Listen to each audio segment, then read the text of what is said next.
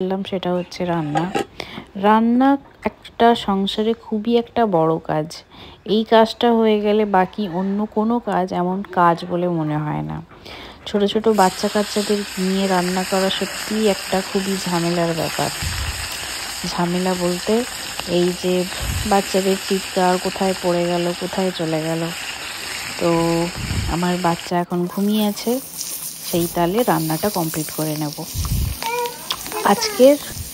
আজকের মেনুতে হবে উচ্ছের ভাজা করব। উচ্ছের ভাজা একদম মুচমুচে ভাজা, গরম ভাত দিয়ে অসাধারণ লাগে। আমি জানি না তোমাদেরকে কতটা ভালো লাগে।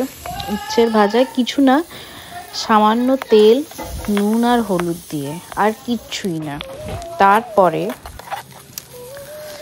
শীতকালে মাছের টক, যে কোনো মাছের টক, সেটা পাকা তেঁতুলের হতে পারে, লেবুর হতে পারে, যে কোনো টক অসাধারণ লাগে। তো আজকে করে ফেললাম ঢ্যাঁড়স টমেটো দিয়ে লেবুর টক। খুবই সুন্দর রেসিপি এটা।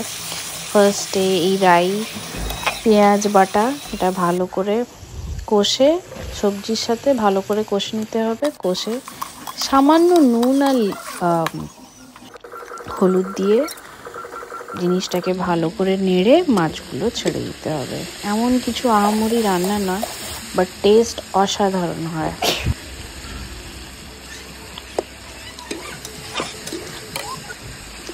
রান্না বান্নাগুলো সেরে বাকি কাজগুলো বাড়ির কমপ্লিট করে নিতে হবে। এই উনুনে বেগুন পোড়াগুলো খেতে যা লাগে না, একবার ট্রাই করে দেখবে। এই যে আমার বাবু উঠে পড়েছেন, এই আমার গোল্ডিকে জল দিয়ে দিই, ভালো করে জল খাও গোল্ডি। এটা আমার জায়ের ছেলে, পড়াশুনো করছে, ও এবারে রান্না করবে।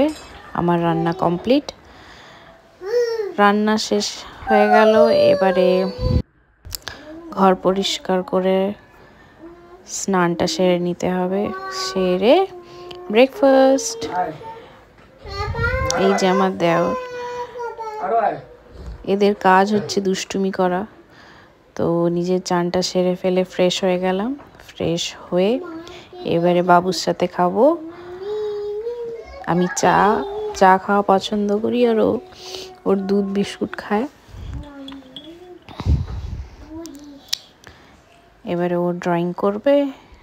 ড্রয়িংয়ের অবস্থায় ফেলে দিয়ে, ফোন না দিয়ে ড্রয়িংটা করতে পছন্দ করে ও, এমনিতে ফোন ঘাঁটে। আর আমি নিজের পড়াশোনা নিয়ে ব্যস্ত থাকবো। বাই আজকের জন্য।